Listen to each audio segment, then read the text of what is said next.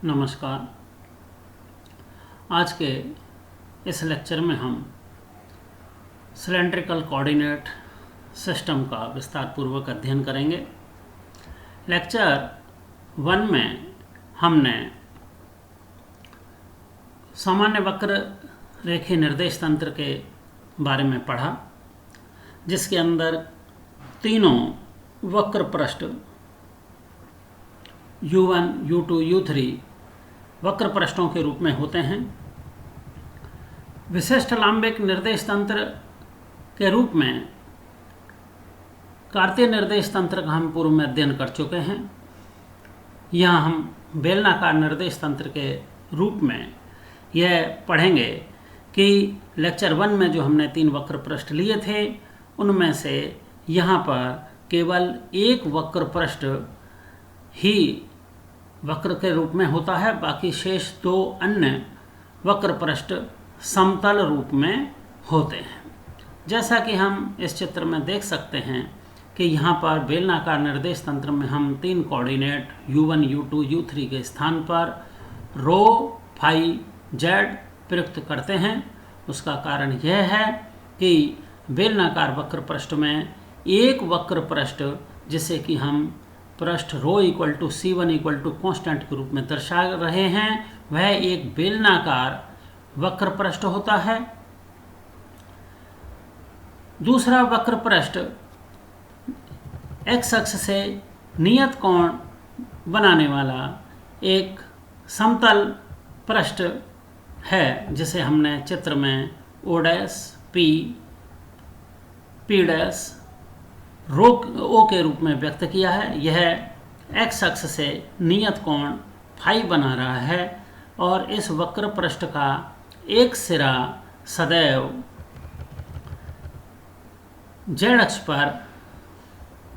स्थित होता है, अर्थात O' स्थिति पर यह सदैव एक सिरा स्थिर होगा और बाकी इस वक्र पृष्ठ का जो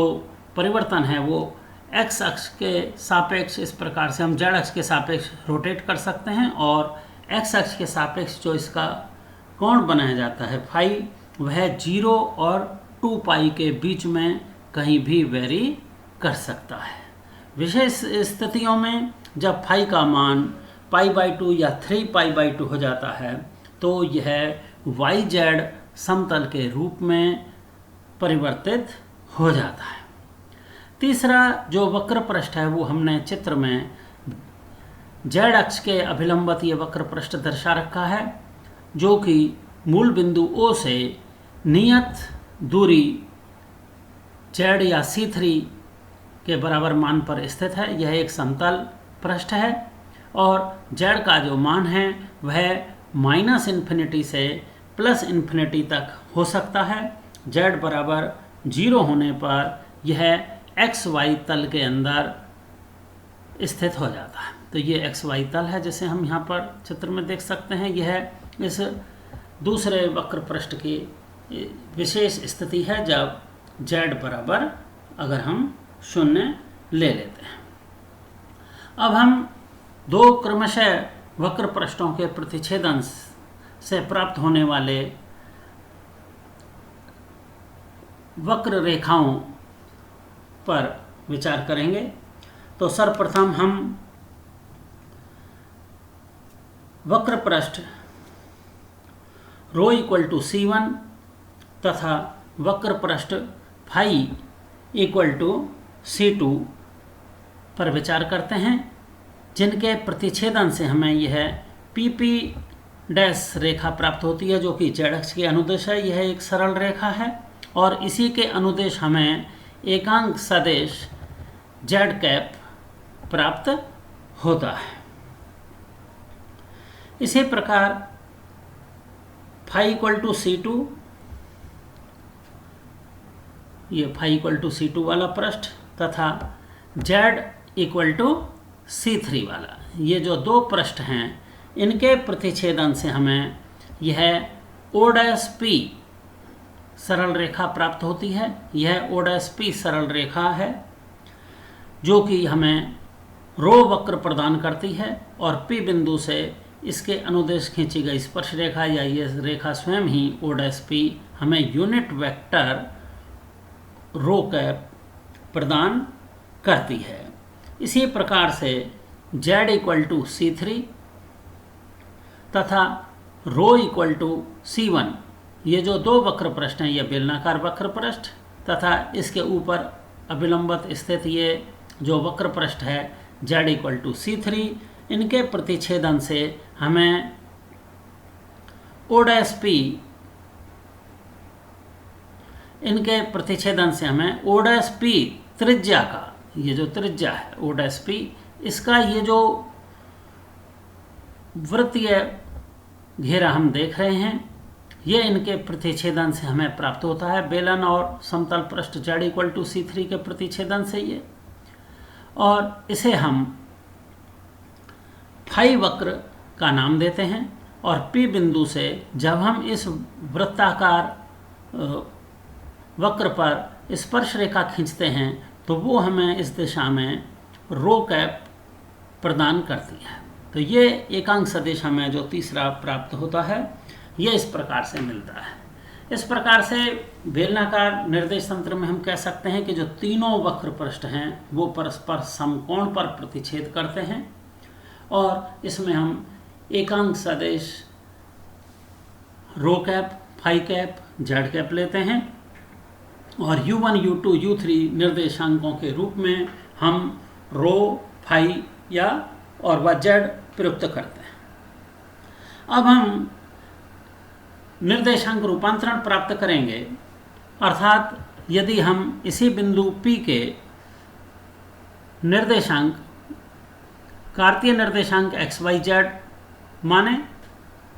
और बेलनाकार निर्देशांक रो, फाई, जेड हैं, तो इनके रूप में परस्पर रूपांतरण संबंध प्राप्त करने के लिए हम बिंदु P से x, y तल पर एक अभिलंब डालते हैं जो कि हमें निर्देशांक z के रूप में प्राप्त होता है। फिर बिंदु P' से हम x अक्ष पर अभिलंब OM तथा y अक्ष पर अभिलंब ON डालते हैं, जो कि हमें OM इक्वल टू x तथा ON equal to y coordinate प्रदान करते हैं। तो इस प्रकार से जो ये कार्तीय निर्देशांक हैं x, y तथा z तथा इसी बिंदु P के जो बेलनाकार निर्देशांक रो, फाई, जेड हैं, जहाँ ये रो ये बेलन की त्रिज्या है, रो का मान, फाई जो है ये हमने देखा था कि O dash P, P dash O वाला समतल पृष्ठ है जो कि एक्स अक्ष के साथ में ये फाई कोण बना रहा है, ये उसको हमने अलग से चित्र में यहाँ फाई के रूप में दर्शाया है, तथा जेड पी पी डैश अर्थात इस बेलन की लंबाई है जो कि इसका जेड कोऑर्डिनेट है, वो हमने इस प्रकार से चित्र में दर्शा रखे हैं। तो इस प्रकार से जो हमें ये समकोण त्रिभुज मिलते हैं यहाँ पर अभिलंब डालने के पश्चात, इनसे हम बेलनाकार तथा कार्तीय निर्देशांकों में परस्पर संबंध या रूपांतरण समीकरण प्राप्त कर सकते हैं। और इन रूपांतरण समीकरणों को हमने इस प्रकार से x equal to rho cos phi, y equal to rho sine phi तथा z इक्वल टू जेड के रूप में प्राप्त कर लिया है। अब बिंदु P का स्थिति सदिश r vector equal to i cap x plus j cap y plus k cap z है। इसमें हम x, y, z के यदि मान प्रतिस्थापित कर दें तो हमें r वेक्टर का मान इस प्रकार से प्राप्त हो जाता है। अब हम बेलनाकार निर्देश तंत्र में स्केल गुणक के मान ज्ञात करेंगे। प्रथम स्केल गुणक h1 जो कि del r over del u1 के मॉडुलस के रूप में प्राप्त किया जा सकता है। इस समीकरण में प्रथम निर्देशांक u1 के स्थान पर बेलनाकार निर्देशांक रो प्रयुक्त किया जाता है, और इस प्रकार यदि हम r वेक्टर में की जो समीकरण है r vector equal to i cap rho cos phi plus j cap rho sine phi plus k cap z, इसका यदि हम रो के सापेक्ष पहले अवकलन करें तो हमें i cap cos phi plus J cap sine phi प्राप्त होगा, और इसके मॉडुलस के रूप में हमें root cos square phi plus sine square phi को लेंगे और उसका मॉडुलस हमें यूनिट मिलेगा। इसी प्रकार से स्केल गुणक H2 का मान del R over del U2 equal to del R vector over del phi होगा, और आर का फाई के सापेक्ष यदि हम अवकलन करें तो हमें minus I cap rho sine phi plus J cap rho cos phi मिलेगा, और जब हम इसका मॉडुलस ज्ञात करेंगे तो हमें H2 का मान रो प्राप्त होता है। इसी प्रकार से H3 के लिए del R over del U3 इनका मॉडुलस लेंगे, और इसमें हम Z को तृतीय निर्देशांक U3 के स्थान पर प्रयुक्त करेंगे। उसके पश्चात R वेक्टर की समीकरण का जब हम Z निर्देशांक के सापेक्ष आंशिक अवकलन करेंगे तो हमें मात्र आई के कैप प्राप्त होगा, जिसका कि मॉडुलस हमें 1 मिलेगा। इस प्रकार से हम ब्रीफली यह कह सकते हैं कि बेलनाकार निर्देश तंत्र में U1 equal to rho, U2 equal to phi, U3 equal to Z,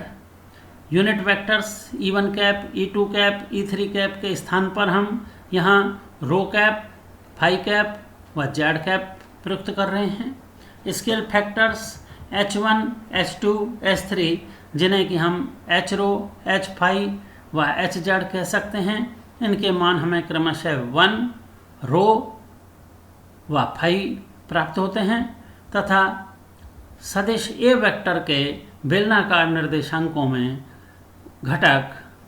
हम ए रो, ए फाई व ए जेड यदि प्रयुक्त करें तो इनके उपयोग से हम अदिश फलन की प्रवणता ग्रेडियंट शाई का मान बेलनाकार निर्देशांकों में ज्ञात कर सकते हैं। इसके लिए ग्रेडियंट शाई इक्वल टू डेल शाई की समीकरण E1 cap upon H1 E2 cap into del psi over del U1 plus E2 cap over H2 del psi over del U2 plus E3 cap over H3 del psi over del U3 के अंदर हम unit vectors E1 cap, E2 cap, E3 cap के मान क्रमशः rho cap, phi cap व Z cap रखें। H1, H2 व H3 scale factors के मान क्रमशः हमने 1 H2 की जगह रो, H3 की जगह 1 प्रयुक्त करें, और U1, U2, U3 कोऑर्डिनेट के स्थान पर अगर हम रो, फाई व Z प्रयुक्त करें तो हमें ग्रेडियंट शाई का मान इस प्रकार से rho cap del psi over del rho plus phi cap upon rho del psi over del phi plus Z cap del psi over del Z प्राप्त हो जाता है। इसी प्रकार से ए वेक्टर के डाइवर्जेंस जो कि डेल डॉट ए के रूप में होता है, या इसे हम इस डिटर्मिनेंट की समीकरण में व्यक्त कर सकते हैं। इसमें फिर से हम उसी प्रकार से H1, H2, H3 के मान क्रमशः 1 रो व 1 रखें, तथा साथ ही A1, A2, A3 के स्थान पर ए रो, ए फाई व ए जेड प्रयुक्त करें, और U1, U2, U3 के स्थान पर बेलनाकार निर्देशांक रो, फाई व जेड रखें, तो हमें डाइवर्जेंस का मान इस प्रकार से प्राप्त हो जाता है 1 upon rho into del over del rho of A rho phi plus del over del phi of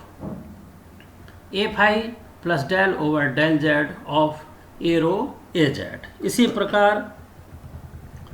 curl of A vector का मान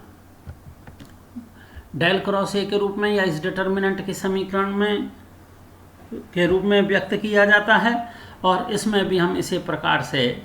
सभी पैरामीटर्स के यदि मान रख दें तो हमें कर्ल का मान 1 upon row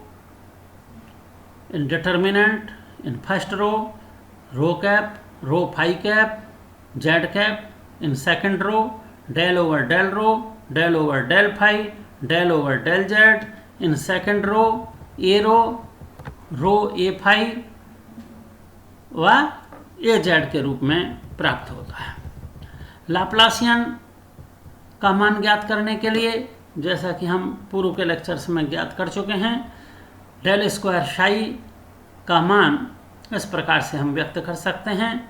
1/h1h2h3 del over del u1 of h2h3 upon h1 del psi over del u1 plus del over del u2 of h3h1 upon h2 del psi over del u2 plus del over del u3 of h2 upon h3 del psi over del u3। इसमें यदि हम सभी parameters के मान रखें तो हमें इस प्रकार से लाप्लासियन का मान 1/रो del over del rho into rho del psi over del rho plus 1/डेल square del two psi over del phi square plus del two psi over del Z square के रूप में प्राप्त होता है। लाप्लासियन संकारक एक महत्वपूर्ण संकारक है जिसका मान हम हेल्महोल्ट्ज समीकरण के रूप में लेकर और इस बेलनाकार निर्देश तंत्र का उपयोग हम एक कैविटी के अंदर तरंग संचरण की विभिन्न संभव विधाओं व उससे रिलेटेड विभिन्न पैरामीटर्स के मान ज्ञात करने में प्रयुक्त कर सकते हैं। अगले लेक्चर के अंतर्गत हम विशिष्ट लांबिक निर्देश तंत्र के अंतर्गत गोलीय निर्देश तंत्र के बारे में विस्तार पूर्वक अध्ययन करेंगे। धन्यवाद।